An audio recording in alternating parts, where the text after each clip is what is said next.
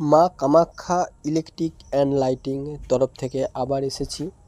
বাড়িতে বানালাম এই টাকচারগুলো কেমন হয়েছে যদি ভালো লাগে কমেন্ট, লাইক, শেয়ার এবং চ্যানেলটিকে সাবস্ক্রাইব করে রাখবেন পরবর্তী ভিডিওর জন্য। এখানে নানা রকম LED light, SMD light, mechanical ও পুরাতন বোর্ড রিপেয়ারিং করা হয়।